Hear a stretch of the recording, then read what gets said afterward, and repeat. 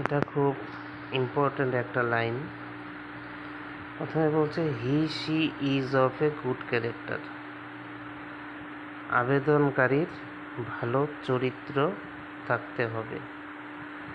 তিনি যেন গুরুতর অপরাধে জড়িত না হন এবং আইন মেনে চলেন। এটাই হলো আবেদনকারীর ভালো চরিত্র থাকতে হবে।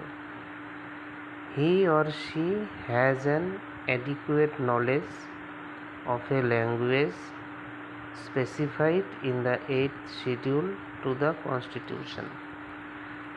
যে আবেদন করবে সে আবেদনকারীর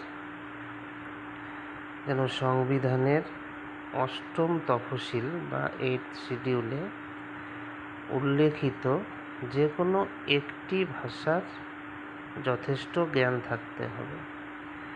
এবার 8ম তফসিলে বা 8th শিডিউলে কোন কোন ভাষা আছে?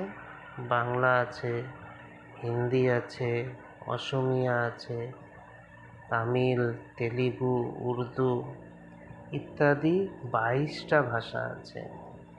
এখান থেকেও প্রশ্ন আসতে পারে যে 8th শিডিউলে কটি ভাষা আছে? 22টি ভাষা আছে। তার মধ্যে অন্তত একটি ভাষা জানলেই হবে। Under section C, citizenship by naturalisation of the Citizenship Act 1955। অর্থাৎ আমরা জানি যে সিটিজেনশিপ অ্যাক্ট হচ্ছে 1955, আর এর ধারা নাম্বার হচ্ছে 6। কোন সেকশনে আছে? 6 নাম্বার সেকশনে সিটিজেনশিপ বাই ন্যাচারালাইজেশন এই ব্যাপারটা। The government can choose to wave all the above conditions. এই সিটিজেনশিপ অ্যাক্ট 1955 এর ধারা 6 অনুযায়ী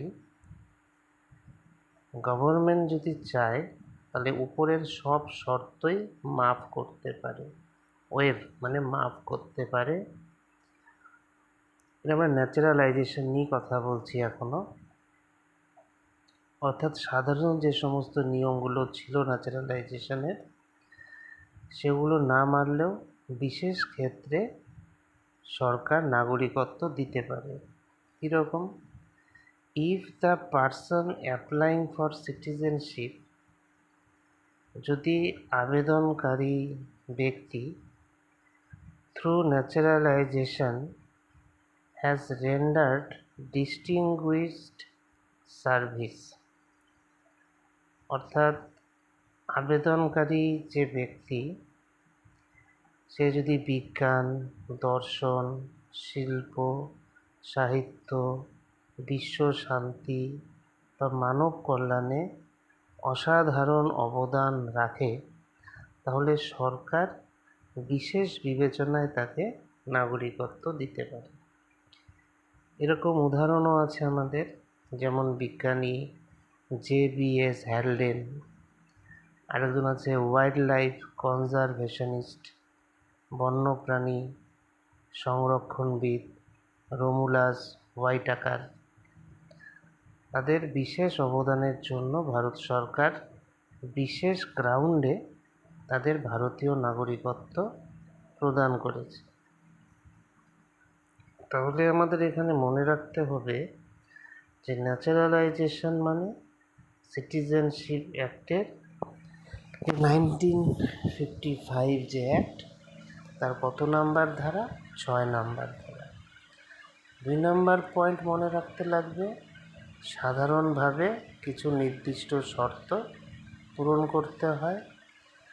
3 নম্বর মনে রাখতে হবে, বিজ্ঞান, শিল্প, সাহিত্য, দর্শন, বিশ্ব শান্তি বা মানব কল্যাণে অসাধারণ অবদান থাকলে সরকার সব শর্ত শিথিল করে নাগরিকত্ব দিতে পারে।